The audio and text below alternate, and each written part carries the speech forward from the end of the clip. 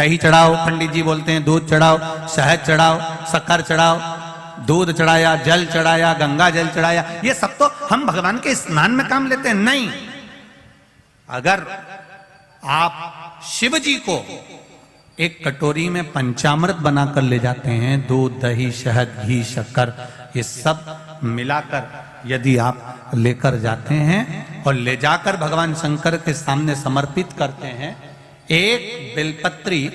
अशोक सुंदरी, अभी तक आपने जो बेलपत्री चढ़ाई है अशोक सुंदरी के ऊपर, डंडी का मुख जहां से पानी बहता है उस ओर रखा जाता है। पर जब हमें ऐसा लग रहा है कि हमारे पितृ भूखे हैं या हमारे पूर्वज प्यासे हैं या उनको भाग नहीं मिल रहा, इसलिए मेरा कोई काम नहीं हो रहा, इसलिए शिव राजी नहीं हो रहा है, तो ये बेलपत्री के भाग को बदल दिया जाता है। ये बेलपत्री अशोक सुंदरी की जगह पर जब चढ़ाया जाता है तो ये पत्ती का जो भाग है जहां से पानी बहता है उस ओर रखा जाता है और ये डंडी का भाग शिवलिंग की ओर रखा जाता है। और यहीं पर भगवान शंकर को जो तुम पंचामृत बनाकर लेकर गए हो वो पंचामृत चढ़ाया जाता है और वही पंचामृत थोड़ा सा शिवलिंग पर चढ़ा दिया जाता है। उसके बाद में पितृ पूर्वज जल की आस नहीं रखते, न भोजन की आस रखते हैं, क्योंकि शंकर उनको तृप्त कर देते हैं, शिव उनको पूर्ण कर देते हैं।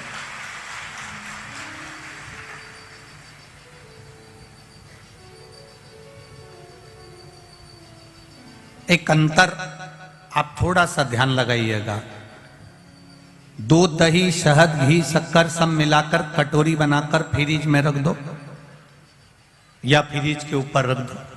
या रसोई घर में रख दो। दूध, दही, शहद, शक्कर मिलाकर पंचामृत मिलाकर वही पंचामृत शंकर जी के सामने ले जाओ, वही पंचामृत सत्यनारायण भगवान के सामने ले जाओ, वही पंचामृत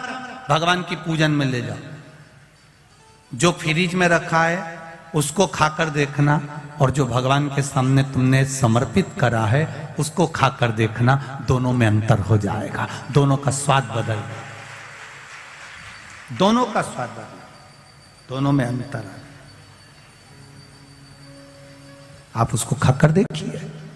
उसमें अंतर मिलेगा आपको।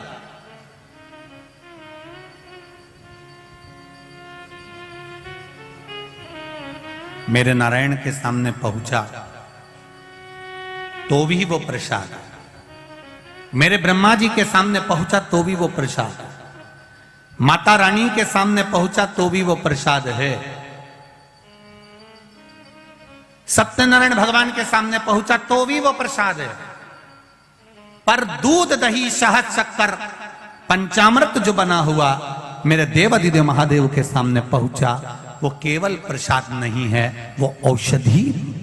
निर्मित हो जाती है और उस औषधि से शरीर के ना जाने कितने रोग समाप्त हो जाते हैं। मात्र औषधि रोग मिटाने। कितना सुंदर कहा है प्रसाद का महत्व समझाते हुए